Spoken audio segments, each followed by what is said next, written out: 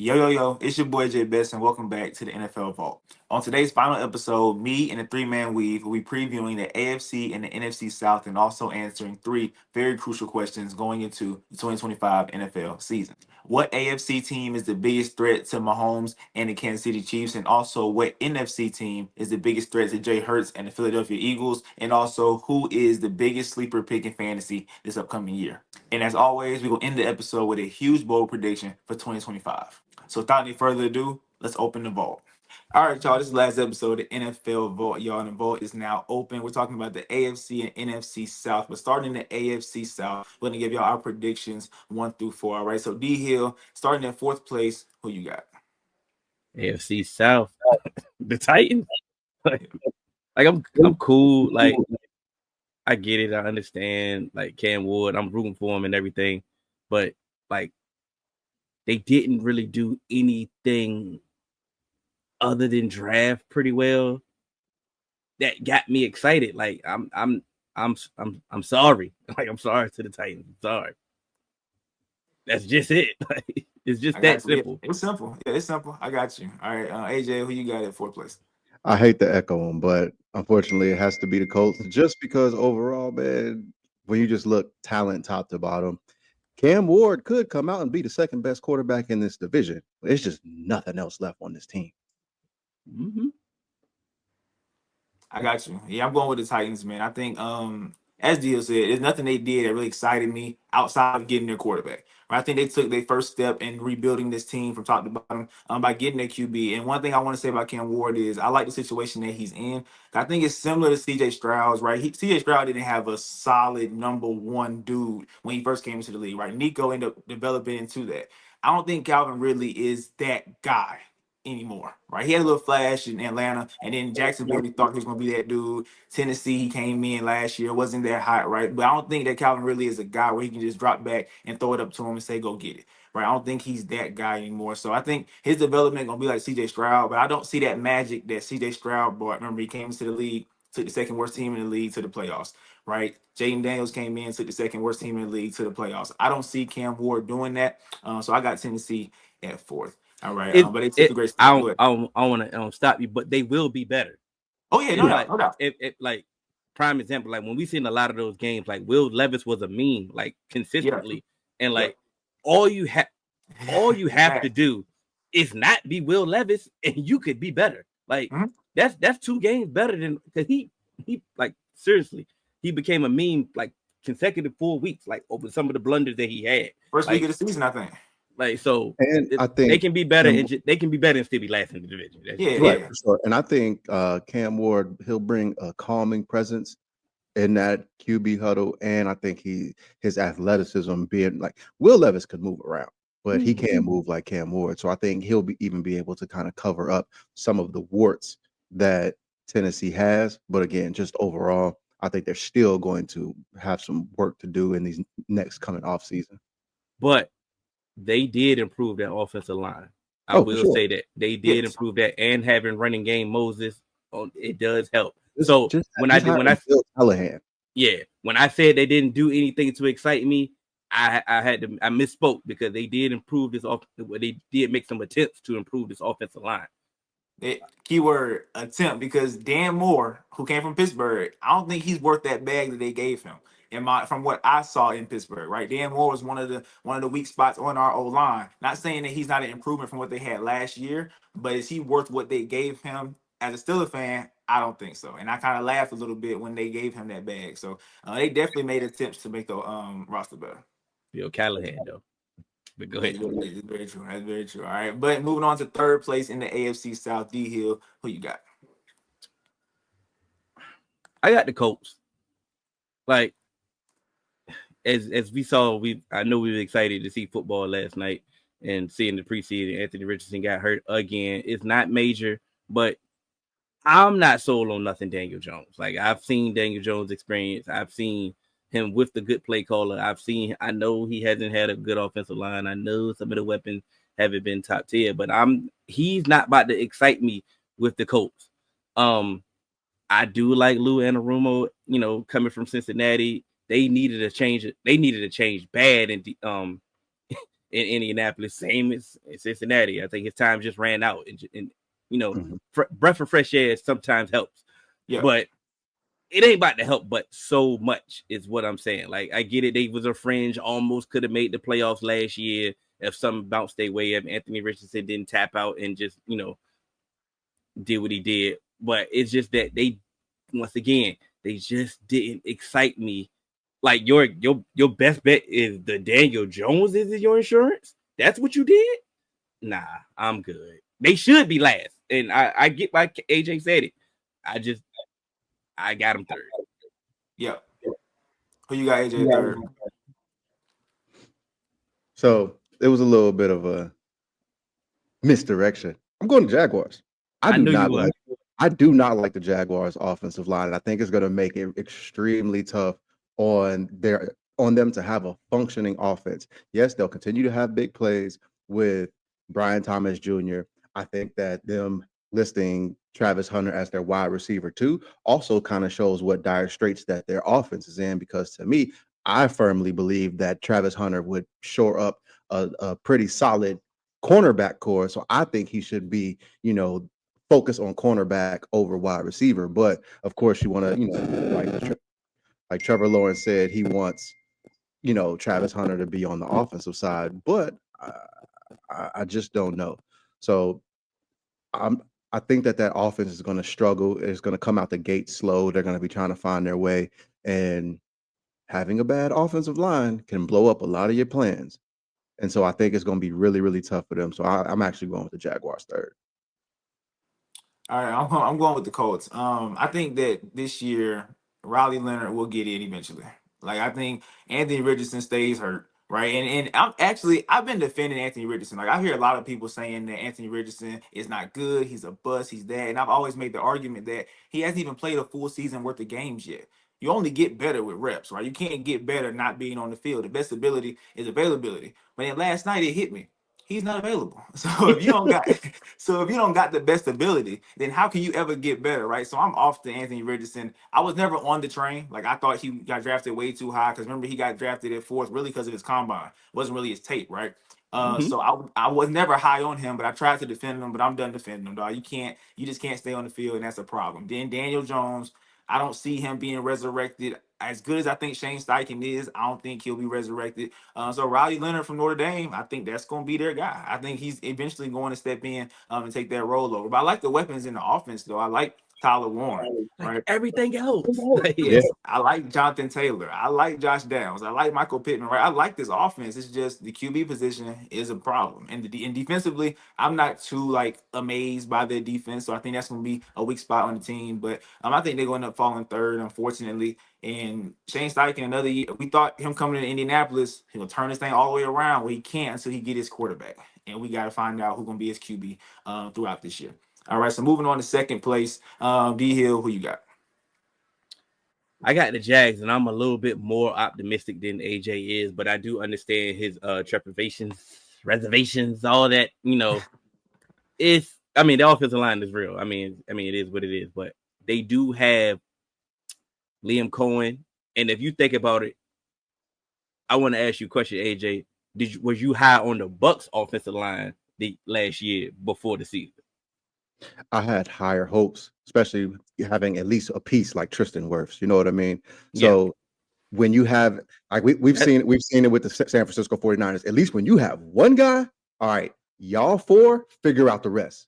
To me, when you have that one piece, and they still had some other guys on that line. It wasn't like it was terrible. So to me, it seemed functioning. And then that's why I was like, okay, I'm not shocked. That's all. Ask the question, you get the answer. You know what I'm saying? Yeah.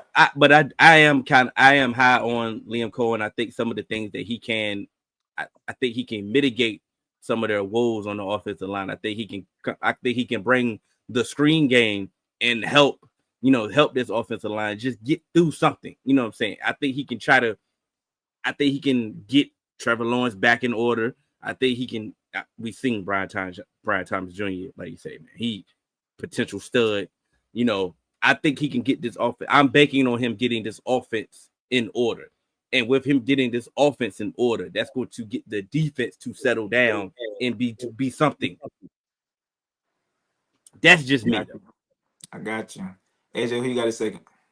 I got the Colts, and with it, I know it sounds crazy, but I think with Shane Steichen at OC, I think this is almost going to look like a team that is coached by a defensive coach. I think they're going to run the ball and play good defense.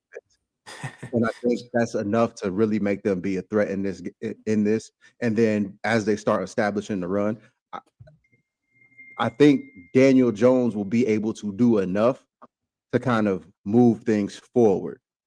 And so looking at this defense, having, your guy, Liatu Latu, they brought in JT Tuamaloau. My guy again. Yep. You have Zaire Franklin, who was the leading tackler in the NFL last year. And then in the secondary, you brought in a Charvarius Ward, you brought in a Nick Cross, Cam Bynum, stuff like that. And then you still got Kenny Moore. Yeah. When you look at when Lou Anarumo was at his peak with the Cincinnati Bengals, when they were giving the Chiefs the hard time, look what they had in that secondary. You had a Von Bell, you had a Jesse Bates, Mike Hilton, Chidobe Awuzie. So you have these pieces and some young rushers, and then, like I said, then you got Zaire Franklin in the middle of the field. I actually think that this is like sometimes you see new coordinators come in and they got to slowly get their guys and get players that fit their system. I truly think that this is one of those times where Lou came in, got the people that he wanted, and I think that this defense could probably come in and eat right away. And I think that, we might see a second-year jump in Latu as an edge rusher as well with what Lou Anarumo was able to do. So that's why I think this is going to be one of those teams where, they're going to run the ball well, play some strong defense, create turnovers, and that's what's going to have them surprising a lot of people. I like everything you said about the defense, the Colts, and the defense too, right? I'm so worried about the QB position. And it's not that much different with the Jags, right? I mean, I gotta worry about them too. So at second, I got the Jags. I think this year is a prove it or lose it year for Trevor. We have not seen the number one pick potential out of Trevor. We haven't. At least I haven't. No, you good. I haven't seen that potential yet. And they gave him that big bag year before last, I believe, going into last year, right? So he has to prove something. I don't think Doug Peterson was a terrible coach. I don't think so. I think he was a scapegoat, in my opinion. I don't think Trevor dealt with injuries last year, right? Trevor also had some drop problem issues with the receivers. But I think Trevor, even when fully healthy, he does not show me that spark that I expected. I was high on Trevor coming out of college. I thought he was the next Peyton Manning-esque kind of guy. Like, that's what I thought, but we have not seen that yet. So this year with Liam Cohen, right, we saw what he did with Baker, right? I'm expecting a jump from Trevor, and this year is no pressure, right? There's no pressure to make the playoffs. Nobody will be mad at this team if they don't make the playoffs. You think they should, D-Hill, or they got some pressure? You think there's pressure for that? I think it's kind of like it's selective pressure. Like Liam Cohen really doesn't necessarily have the pressure, but like you said, Trevor Lawrence has pressure. Like he got to get it done, and if he got pressure, the Jags got pressure, bro. Like, and that's why I think that there is some semblance of pressure, because there is pressure on Trevor Lawrence to start to look like a number one overall pick, and you brought in Liam Cohen, to kind of do that, but you also brought in Doug Peterson to do that. Hill said it when they brought in Doug Peterson. Hey, if it don't work with Doug Peterson, Trevor Lawrence just ain't it. So now we in the second iteration of that. Hey, if it don't work with Liam Cohen, where do we go from here? And so I think that there is pressure. I don't know if I'd say there's pressure for them to make the playoffs, but I think that there's pressure for this to look extremely competent, like an extremely competent offense. That is true. But my thing about Doug Peterson, bro, like we seen this twice. Like I get it. In Philly, like he had Wentz good, and then next thing you know, when Wentz fell off a cliff, he could not right the ship. He could not figure out how to get it right at all. Yeah. Same thing. Okay, good. You came in, you replaced Urban Meyer, you stabilized whatever Urban did. Got to the playoffs first year. Got it right. Yeah. But then we looking at him last year, bro. He looked like he was just ready to get, like he was begging to get fired mid-season, bro. That's on Doug Peterson, bro. Like I'm not putting that on. Absolutely. Like I get it. Trevor Lawrence played bad. I'm not vouching for him, man. He definitely got to step up and earn your number one billing, because you out here skating with no criticism. You know what I'm saying? I mean, they finally saying something negative about Trevor Lawrence. And like I said, he had a percentage of this, but Doug won't exempt, bro. Doug was ready to get fired week 4. Yeah. Like, and he was acting like it. Like, he was going at the press conference talking like it, bro. Your team is a reflection of that. They see that. They know you about to get fired, bro. And he knew it. So, like, I'm like, I get it. I was like, yeah, I said that. If Doug can't get you right, then it may be on you. That statement is still true. Facts. 100%. That's why. Hey, but Doug, I think we're all on the same page here, like about the pressure on Trevor Lawrence, right? We are. Absolutely. You're right. D-Hill, you're right about there is pressure on you because we expect you to be a playoff caliber quarterback. That's the expectation. We're the number 1 pick overall. I got you. But me and AJ, I think we're on the same page with just look productive this year. Show me promise, right? With Brian Thomas Jr. and then you add Travis Hunter. Now, one conversation I want to have real quick about Travis Hunter is I think his best side of the ball is defense. I think he's a better corner than he is a receiver, in my opinion. But if I'm the Jags, bro, because this is a Trevor Lawrence year, I want to give him the best weapons available, right? So I want Travis to be more so receiver, way more receiver than DB, in my opinion, for this year. So we can get the best out of Trevor, because then you'll have Travis and Brian Thomas Jr. So tell me where y'all stand on that with Travis Hunter. Would you rather see him more on offense, more on defense, or do you think they should do what they said they about to do, which is make him go both ways? How y'all feel about that? Well, based off the trade compensation, you got to play them both ways. Like, you got to get your money's worth. Yeah. But my thing is, he should be playing more corner. I agree. I believe he's a better corner than he is a wide receiver, and I think it's going to be easier to integrate him in the offense because you have a Brian Thomas Jr. already. Like, you're not asking for Travis Hunter to be the number 1 wide receiver. You're asking him to come in and just be a playmaker, and he can sprinkle in and do that every week. You know what I'm saying? He doesn't consistently have to be on the field every possession for him to be effective. But like you said, when you already have a bona fide emerging number 1, elite wide receiver potential, you can just, sprinkle in Travis whenever you need to. You know what I'm saying? He ain't got to be out there every time. Like I said, I think if he's a bona fide corner, shut down corner, that helps your defense, that helps your whole team. Yeah. And then he could be explosive on offense, like I said, when you need him to be. That's how I would do it. Yeah, I heard it phrased. Well, I heard a question that was posed that pretty much takes what your philosophy is and explains it, like what you think he should do. I can't remember who said it, so I can't give him credit, but I was listening. They said, look at it as like if it was the Texans. Would you rather have like Derek Stingley or Nico Collins, like an all-pro level corner or a Pro Bowl level wide receiver? That was a athletic football show. Athletic football show, yes. I think it was Robert Mays. So to me, it just kind of all depends on what your philosophy is. Do you want kind of like a solid, above average, pretty good wide receiver, or do you want someone that's going to be an all-pro caliber, corner on your defense, especially in this day and age? So I think it depends on what you want. I think being on the team helps the situation. For sure. You know what I'm saying? Because they have a Brian, they have a Nico Collins already. You know what I'm saying? Right. Caliber wide receiver. They don't have a Derek Stingley on their defense. So it like that answers your question if that's your mindset. Yeah. But that's what and like you said, you can go in, you can be the Derek Stingley and then play alongside Brian Thomas Jr. for 15, 20 snaps. But you can make them work, because I don't think that their offense can't flow without him. I think having the wide receiver. What do you say? I'm about to search him. Like, who's that other wide receiver? I believe Diami Brown. Diami Brown. Okay. And they got your boy Trent Irwin. Solid. They got my who? They got Diami Brown. They got your boy Trent Irwin. T.I.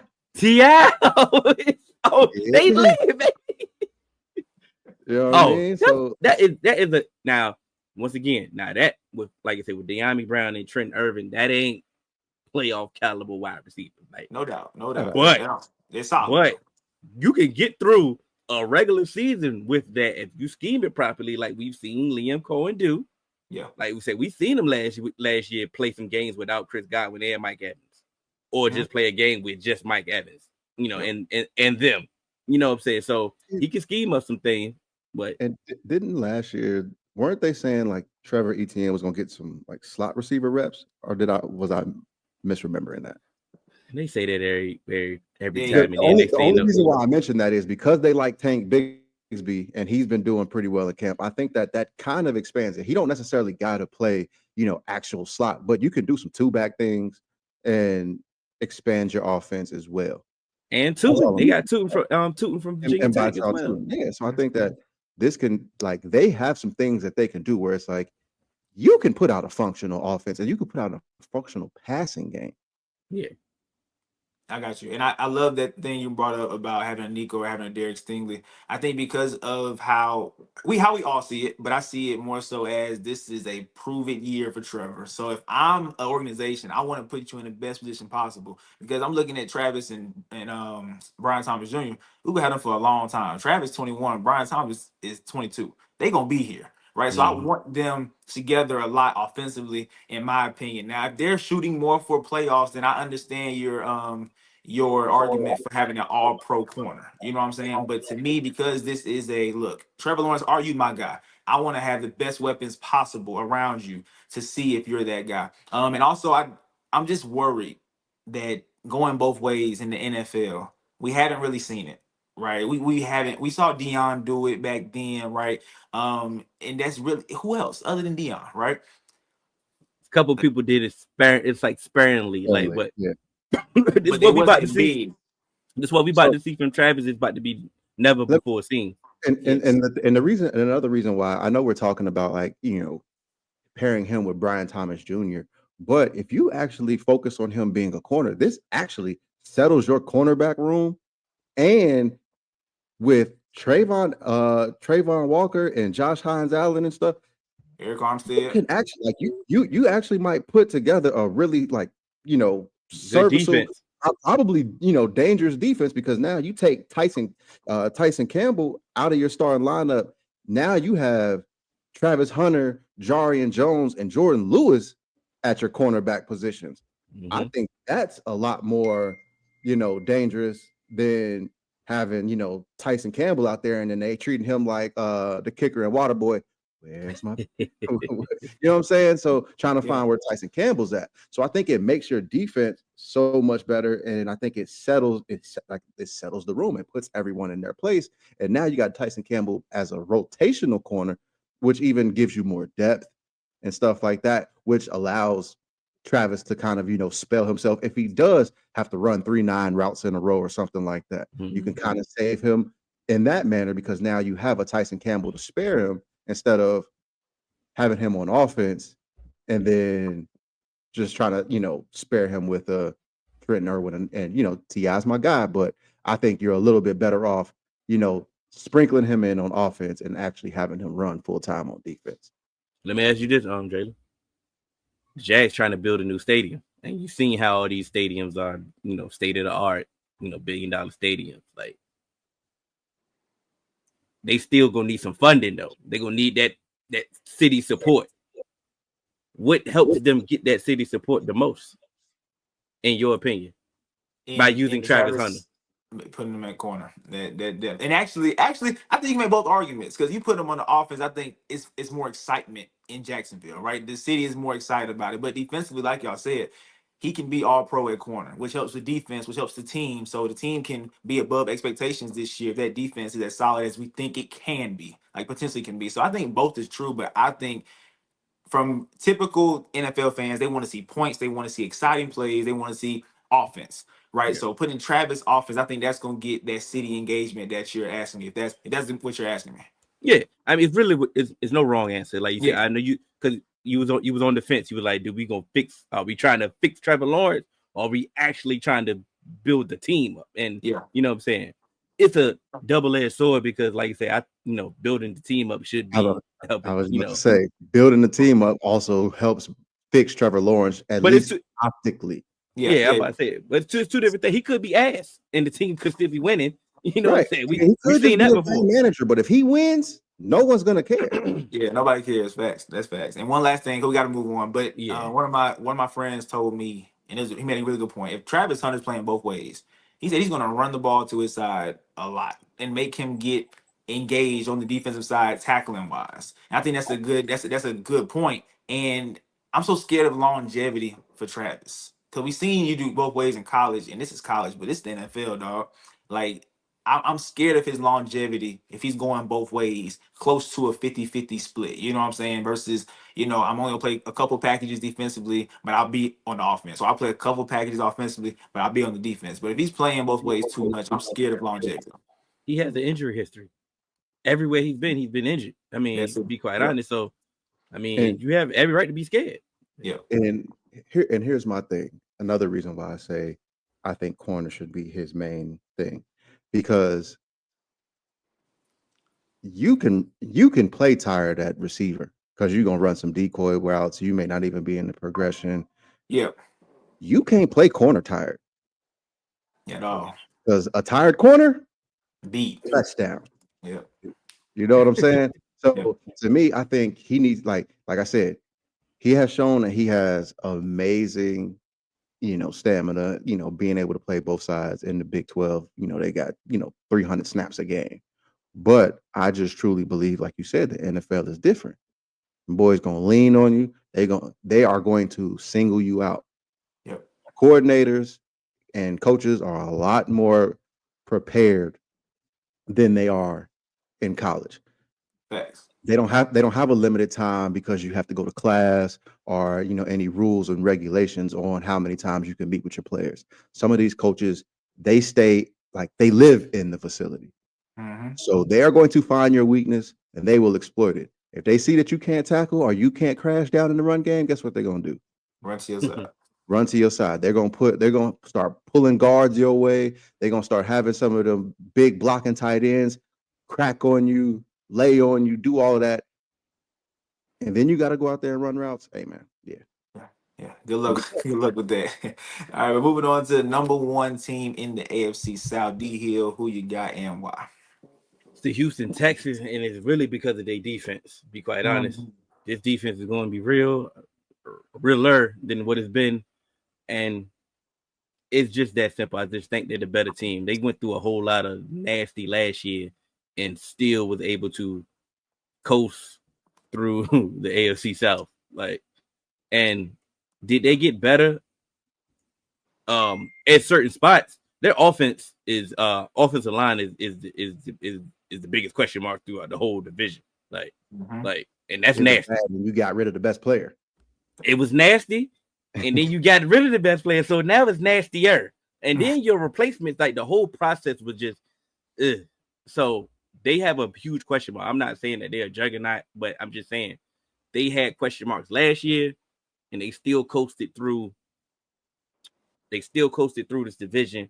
They got better. They end up adding Christian Kirk. I think if you put Christian Kirk in the Stephon Diggs role or the Tank Dale role, one of those, Tank Dale ain't gonna play this year.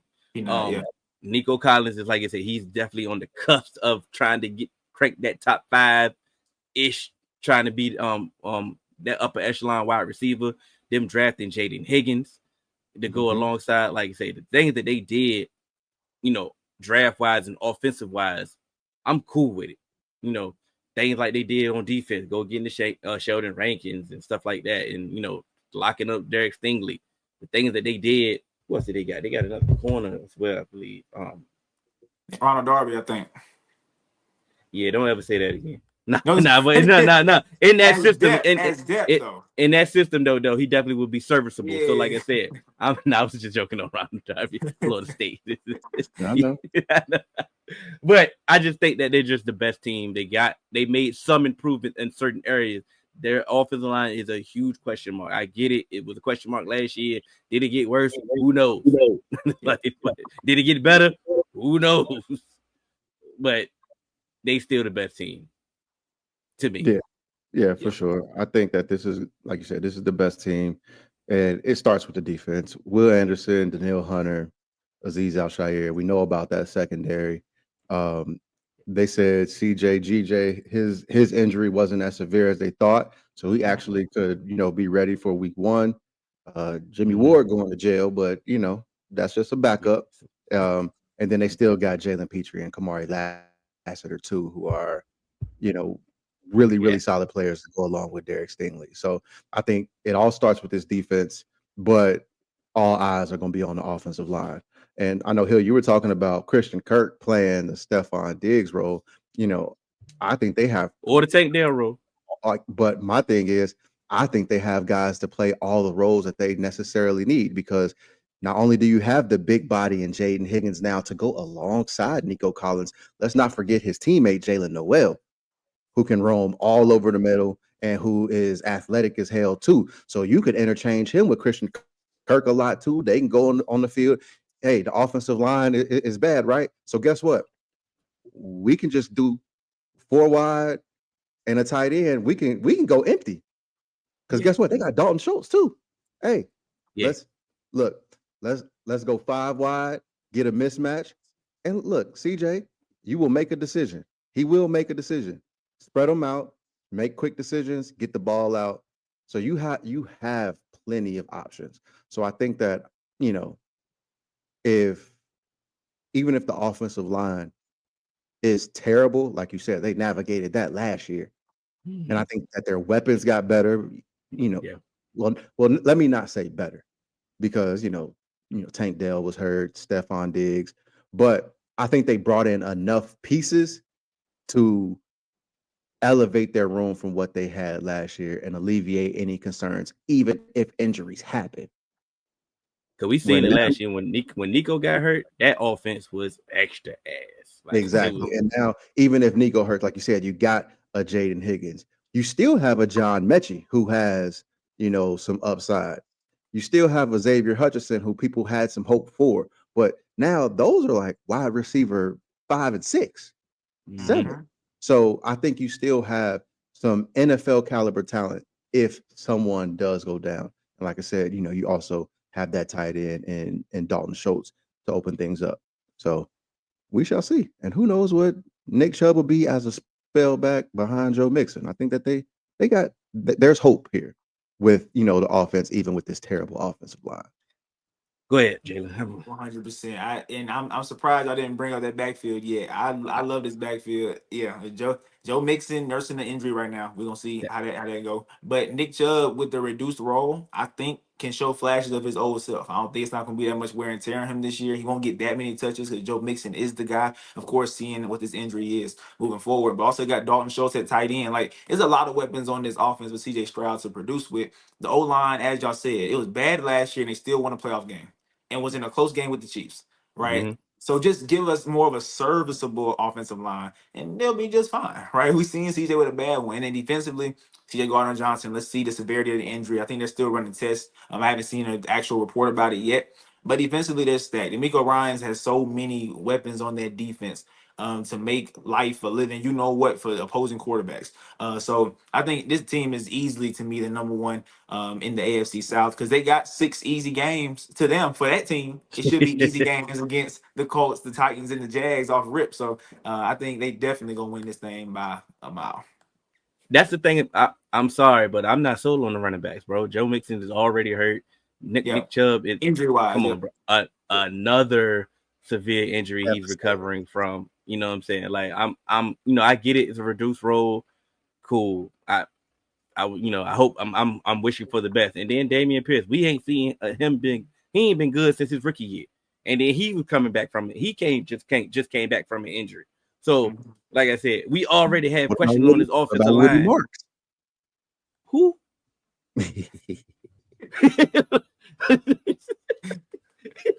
It's not playing with me. But we already had questions about this offensive line. Yeah, Yeah. Now you just expected this trash offensive line to throw the ball all game? Yeah, yeah. Come on, bro. I get it. They still the number one team. I get it, but yeah. I ain't sold on that running back room until they show me. And if they show me, I'm good. Yeah, Yeah. I don't blame you for the hesitation because of the health issues in that backfield with those two. Let's go and let's head over to the NFC, y'all. We got the NFC South, which is ever since the past couple years, they've been just bottom tier in the league, right? That whole entire division. It's been arguments that look, we need to stop making division winners go to the playoffs because of the NFC South, right? All right, but we're gonna break it down for y'all, right? So D Hill, who you got at fourth place in the NFC South? Oh, the Saints. Saints. They ain't marching in nowhere. Like the Saints is, hey, they looking to be number one overall type trash. Like we marching right to the podium. Yeah. Number one overall. No explanation needed. This should be quick. Yeah, it's Saints, bro. Who you got, AJ? Saints. Okay, yeah. We ain't about to waste no time on the Saints. They trash. Exactly. Like, Yeah, ain't no need to waste film on the Saints. But look, it is what it is. I know a lot of Saints fans, and I'm sorry, y'all, but it is what it is. Like I like the hire y'all made with Kellen Moore, though. So I mean, it could build up to be a good team eventually. But as of right now, no way. they are in technically they are in prime position to reset. Yes. Expeditiously, like ASAP. Like next year they'll have a top pick. And they can be able to, they'll be able to free up way more cap space as well. They just take your medicine this year, which is fine. And as long as we understand that you're taking your medicine this year, cool. But next year, then we can have some more optimism about what they're gonna do. They still have pieces in certain places. I mean, certain players, but yeah, this year, nah. They do. And I just real quick, I feel bad for guys like Cam Jordan and AK who's getting older by the year, right? But this year gonna be a wasted year. Like I'm sorry, I'm not gonna compete this year. This is an audition year. What guys show up on the tape? We're gonna move on with you. If you don't, guess what? You're out of here. That's basically the year for the New Orleans Saints. All right. But moving on to third place, because that was very quick. Let's talk about who gonna be in third place, D Hill, and why. Carolina Panthers. I think after they benched Bryce Young, because he was looking bad, and he figured once he returned, he started to figure it out. He started to look like, I ain't saying he looking like the number one overall pick, but he started to look like something. Yep. You know what I'm saying? He started to figure it out. I thought Dave Canales started to figure it out, how to utilize him to his strength and starting to utilize some of his weapons. You know what I'm saying? I know you love the champion close game. They should have beat the Eagles. You know what I'm saying? If Xavier Legette would have caught the pass, they beat the Eagles. You know, but they made some improvement. I think Xavier Legette, speaking of him, he's going to make that sophomore jump. I think he's going to elevate his game. I think the fact that they drafted Ted McMillan was going to help Xavier Legette actually, utilize his skill set to the fullest. They still got Chuba Hubbard, and now that the fact that they went and got Rico, they can actually utilize a two-headed monster like they already wanted to do. Which I don't think they have never wanted to have Chuba Hubbard being the bell cow. I thought they always wanted to be a 1-2 punch. So I think that they, I know they drafted Jonathan Brooks, he got hurt again. Unfortunate for him, but bringing in the Rico, they can complement each other very well. So the running game can actually help this offense. I ain't really that sold on the defense. Yeah. They still got a lot of questions. You know what I'm saying? Derek Brown is back. Drafted Nick Scotton. You know what I'm saying? But, J.C. Horn, I ain't really sold on him. He a little injury, a little brittle to me. But this offense could be better and could help the defense. Facts. AJ, who you got at third and why? I have the Panthers, but I actually do like some of the things that they did to kind of help this defense. You brought, like you said, you drafted Nick Scotton, but not only did you draft Nick Scotton, you also got Princely Umanmielen. So I think that I forgot. Exactly. So I do think that you have two potential high ceiling guys that can come in and get after the passer. Hopefully as Derek Brown comes back from that injury, you're able to get him back to who he was. And then also bringing in Treshaun Wharton. I think that, that helps that defense as well. And then, like you said, we're not really high on, J.C. Horn, but I think he's solid. If he could stay healthy, he's solid. You got healthy, he's good. Yeah, you got Shaw Smith-Wade as a nickel, and you brought in Trayvon Moore. He'll come in and hit somebody. We do know that. Yeah. So I think that the defense I think the defense will be okay. And in this division, just having an okay defense with what I think they have potential to have with this offense could actually be something. You brought up Tet. But I think that this might be one of the best slot receiver rooms in the NFL with Adam Thielen, Hunter Renfrow, and Jimmy Horn Jr. Like all three of them have been known to route you out your cleats.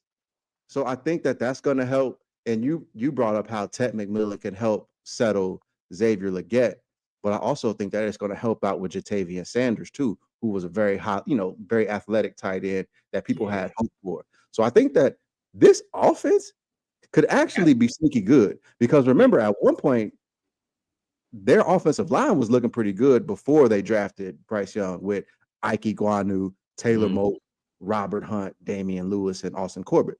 Like there are way worse offensive lines in the NFL. We just talked about it. So I think that this could be a team that could really surprise a lot of people. And again, I live here in Charlotte. A lot of people are high on Jalen Coker here as well.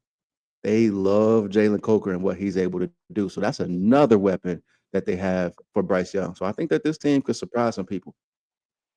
Offensively, for sure, yeah. And that defense is just not bad. Then they can win a couple games, like you said. With them being in this division already, I can't sit here and say Atlanta will 100% sweep them this year. I'm not that confident to say that. I think the Bucks, you can kind of push that to me, right? But I think they have a chance on splitting with those two and definitely sweeping the Saints. So that's good for them. And they also have the 5th easiest schedule in the league, right? So that could also help. Last year, I was against Dave Canales when he benched Bryce. I thought it was bad for business. But then when I saw Bryce come back, I think he needed that. A little humbling moment. Hey, I'm going to bench you. You come back. He looked very, very good.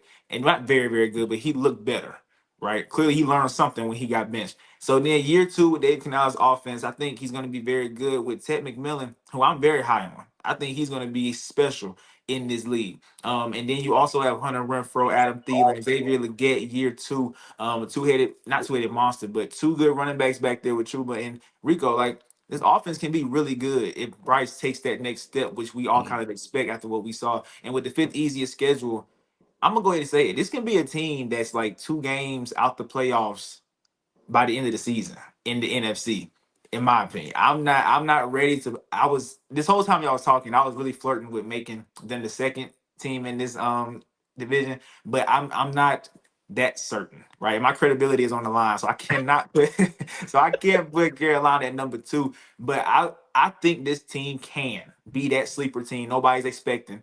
Kind of like last year with the Commanders. They can sneak into the playoffs because the Commanders ain't had that good of a defense last year either, right? So if Bryce can give us that upside that we expect, be the number 1 pick overall with the weapons he has, I can see the Panthers making some noise for sure. So, but I will put them at 3rd just because I think these next 2 teams have the edge a little bit.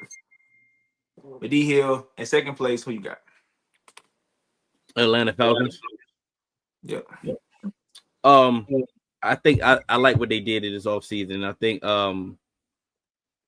think like I know it was kind of questionable how they went about it, the drafting way, how they went traded another future first round pick to go get James Pierce. But they drafted what was the other boy from Georgia? Jalen Walker.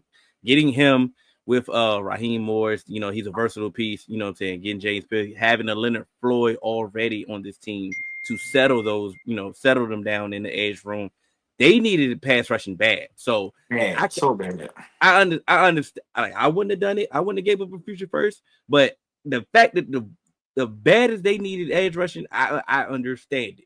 A full off season of Penix playing, knowing he's the starter, with Drake London.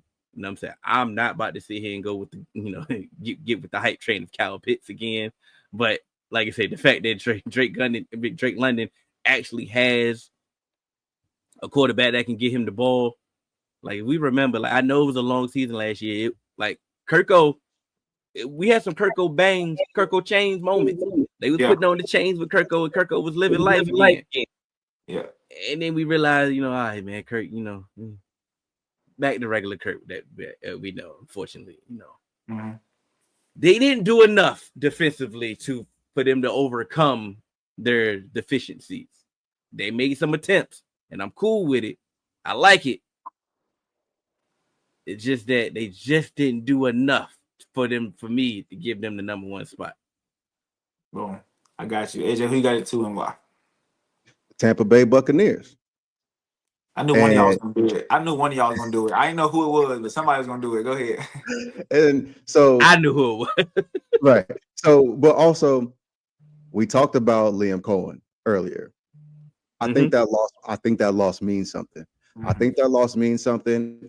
And Tristan Wirfs, we don't know what's up with that Tristan Wirfs injury, and we just talked about like early on. You asked me what was I high on the Bucks offensive line, when with Liam Cohen. I said they had a Tristan Wirfs. So you had that one guy, even though the rest of your offensive line is kind of, you take that guy away. They have you got Cody Mauk, you got Luke Gadecki. They're okay. Who the boy from Duke? Graham Barton. Graham Barton, but not having Tristan Wirfs there, it changes a lot. Absolutely. And so now it's almost like I kind of want to see it because you take away Liam and Tristan Wirfs is iffy right now. They say he may miss the first few games. Him missing the first few games, I don't know what he's going to look like even when he comes back. So that just makes me worry. And so there are things that I need to see first, and I could be wrong, but I just don't want to put them up there because I actually do like some of the things that the Atlanta Falcons did, and we'll talk about that when we get there. All right, I'm gonna go with the Falcons here. I think D Hill, you said it perfectly. You wouldn't have done what they did trading up to get what's my James Pierce, right, Junior. Yeah. But they needed to. They kind of had to, right? I think for the longest, I've been banging on the table saying, "Bruh, when are y'all gonna get the draft right?" Because going back to the Bijan pick, I still don't like that pick. Bijan's a good player, do not get it twisted. But I think there was other needs there. Tyler Algier just had a 1,000-yard season behind a good old line, and you went and got Bijan with a top 10 pick. That just didn't sit right with me. Last year's draft, when they went and got Michael Penix, I was just thinking, okay, Kirk Cousins, you gave him this big contract, this fully guaranteed contract, right? Why would you go and draft a older quarterback? Because Michael Penix is older, right? Mm-hmm. So I was thinking that was a bad pick too, but it worked out, thankfully, right? Because of We'll Kirk see. Cousins falling off. Well, yes, for Michael Penix, we'll see. But in terms of Kirk Cousins falling off, you had that backup plan right there because you went and got Michael Penix. So I still don't like the pick, but it has worked out so far. We'll see the rest this year. So I've been saying, bro, when are they going to address the pass rushing position? Because they haven't done it the past couple of years. And then they finally did it this year with Jalen Walker. And we know on defense, if you can get that guy at that pass rushing position, that can change your defense. That can make your defense way better if you get that guy. And I think Jalen Walker is that guy. Then they doubled down and said, okay, if Jalen Walker doesn't work out, let's get James Pierce. Or if Jalen Walker is really good, let's see if James Pierce can be on the opposite side and be really, really good. Then we got two of them, right? So I like the way they went about it with the draft. And then offensively, there's no excuse. Michael Penix is in a good spot. He's in a really good spot, Mm-hmm. right? You have Kyle Pitts, who, like you said, he's been a problem for fantasy owners over the past couple of years. But But he's still good. He's still a good yeah, tight exactly, end. one Like, hundred percent, 100%. He is still very serviceable. He is a receiver playing tight end in my opinion, especially the way he's built, right? And then Drake London, who showed really good moments last year. I think Michael Penix opens up the run game because he can deal it, right? In college with Washington, we saw him dealing it. All he does pass the ball, right? He can do it here, and that's gonna open up run lanes for Bijan. And if Bijan get a couple holes, he can hit his head on the goalpost every time. That's how good he is. So the offense should be really, really good. Defensively, the pass rush should be better.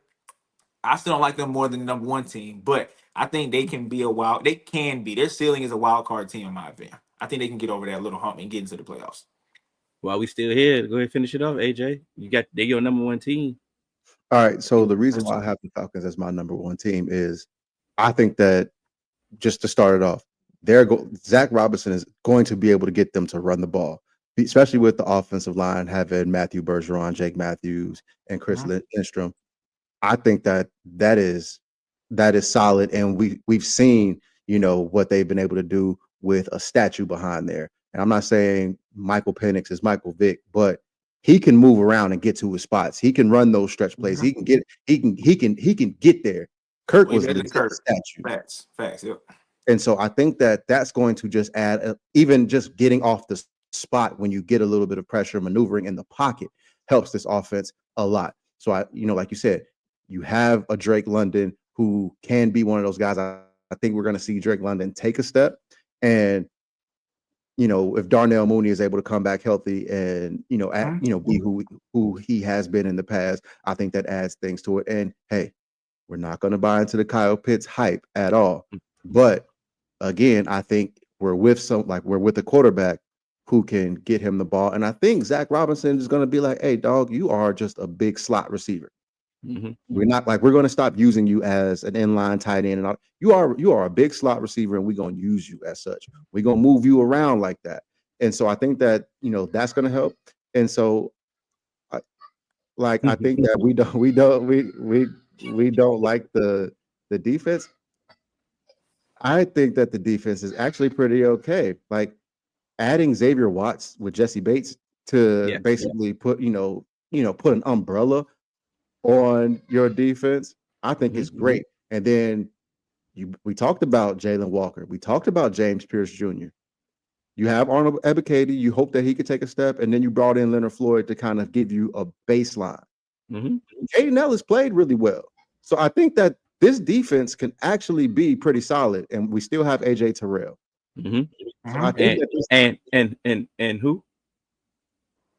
I said, and I think that this defense has potential. I wasn't about to name nobody else. That's my point. D. Alford is still back there. You got Mike Hughes, but I think that having AJ Terrell along with Jesse Bates and Xavier Watts gives you that alone gives you flexibility. And so I think that those other two cornerback spots won't hurt you as much because Jesse Bates is an eraser.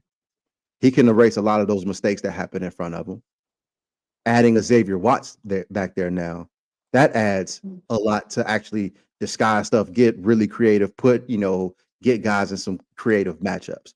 So I do like that, especially, in this division. I think that they'll be able to score people and they'll be able to get enough on defense to win a lot of games and win this division. Got you. D Hill, why you got the Bucks at number 1? Because I'm tired of the disrespect, bro. Like at some point, we're gonna have to just realize for what they are. We've been waiting for the Bucks to fall off since Brady left. They've been making the playoffs since Brady left. You know what I'm saying? Like, I get it. You wasn't sold on Baker Mayfield. I get it. At some point, you're going to have to understand that he is now currently a top 10 quarterback. When you have a top 10 quarterback, you have a chance. And they have been winning this division since Brady left. And we've been waiting. That's the thing. We just been waiting for them to fall off. Oh, they don't have the cap space. Oh, they don't have this player. Oh, they don't have this. And we just been waiting. And it hasn't happened, bro. So at some point, when are we going to actually evaluate this team for who they are? For sure. That's all I'm saying. At some point, like I say, I get it. Because at some point, I know this is not the Steelers. I know it's not the Steelers. Man, we here. Go ahead. Say what you about to say. Go ahead. Because they just said, at some point, Tomlin gonna have a losing season. At some point, they're gonna miss the playoffs. I get it. At some point, and then when it finally happens, they're gonna see. I told you. I get it. They don't have this long of a leash to have at this point to hang their hat on. I get that, but bro, I get it. The optimism that AJ said about Atlanta, I get it. That's good optimism. They still got questions. Yeah. You know what I'm saying? They still got questions. And once again, I get it. Losing Liam Cohen is a tremendous loss. We said it about losing Dave Canales, and I get it. Is it gonna be third time the charm? I get it. You ain't everybody gonna bat 100%. I get it. But at the same time, some of the things that the deficiencies that they had, they've been quietly trying to fix. Absolutely. I mean, hey, Benjamin Morrison. I mean, did we like him as a prospect coming out as a cornerback? So he put him in this defense. I mean, they still got Antoine Winfield, bro. Emeka Egbuka been on air highlight. You've been seeing cooking. barbecue chicken on anybody that been out there. You add him at some point with Mike Evans gonna keep he'll be able to do this every year. He will have 1,000 yards every Still year. doing it. Still doing it. Okay. Okay. Yeah. Like at some point, we are just going to have to accept that this team run the NFC South. I'm sorry. For sure. Agree. I agree. Now, is the South a weak division? So we say y'all run the South. Is that like a big flex? No, it's not a big flex, but they getting the job done every single year, right? And you just brought up Emeka Egbuka. He's, to me, he should be fourth on the depth chart right now, maybe third. You think he should be two? Is it because of Godwin's injury though? Is that why? Yes. Okay, that's why. Boom, that's And why. and But Jalen are we like sold on Jalen McMillan? I am at the I 3. like what I saw. No, that's what I'm saying. Are we sold at him as a 2? Oh, If I Chris like what I Godwin- saw last year with the injuries of Mike Evans and with Chris Godwin at one point. I like what I saw from McMillan. I'm not saying he's crazy out of this world, but I like what I saw. I did. Me too. But fully healthy, I think Egbuka is your third receiver, and he's a first round talent, right? Do I think they should have got Egbuka? Yes and no. Do I think first round picks should be insurance policies? Because that to me is what Egbuka is really. Because you got two receivers that get hurt a lot, so you want a really good receiver off the bench, or really your third receiver to be really really good. So I get that, but to me, I wouldn't make an insurance policy my first round pick. I think they could have went somewhere else and got better versus getting Booker. But that's a conversation for another day. But with this Bucks team, you talked about the disrespect of the team. The disrespect to Todd Bowles is crazy. I'm hearing people say Todd Bowles need to be on a hot seat. Like there's They've some been trying to teams, get rid of guys. Todd Bowles for like 3 years. Since he got the job, they've been trying to Since he get got rid the of him. job, and he's been in the playoffs every single year. And when are we don't look at this team and say they're a Super Bowl team. So when they lose in the playoffs, why is it such a big deal? They lost 2 years ago to the Detroit Lions in a very good game, right? In Detroit. Last year they lost. Baker Mayfield fumbled a snap. No, fumbled a handoff on a jet sweep. And that kind of ended that game against the Commanders, right? So that wasn't on Todd Bowles. But Todd Bowles is getting the job done consistently with this team. And they give him disrespect, right? And this is not a Super Bowl team. So why are we saying he should be on the hot seat? I don't get it. But I like this Bucks team. I think it's gonna be the same old, same old. They can go ahead and take care of the division. As y'all said, offensively, the weapons are there, right? The old line with Tristan Wirfs, that's a problem. That's a reason for concern. But the weapons are there. Baker Mayfield will have a field day with these receivers, and then you got the emergence of Bucky Irvin, who came out of nowhere last year, right, and did his thing. You also have Rashad White behind him. So I think you have a lot of weapons offensively. Defensively, we're gonna see because it's not a lot of star power over there. Right, you got Antoine Winfield, but other than that, and Vita Vea, sorry, but outside of those two, it's not a lot of star power. So but that's Todd Bowles' thing. He works the defense. That's his side of the ball, right? So I think they can go ahead and win the division this year. And as you said, I'm tired of the Bucks disrespect. I'm tired of the Todd Bowles disrespect. And I was literally going to compare it to the Steelers, right? With Mike Tomlin, I was going to say the same thing, but you went ahead and took care of that. But we're done with divisions, guys. Let's change the pace. And that's a wrap for the final episode of the NFL Vault. If you enjoyed the show, do me a favor and hit that like button. Also, subscribe and share with your friends, family, and fellow football fans. And I will see you again for season 4 of the Straight to the Point podcast.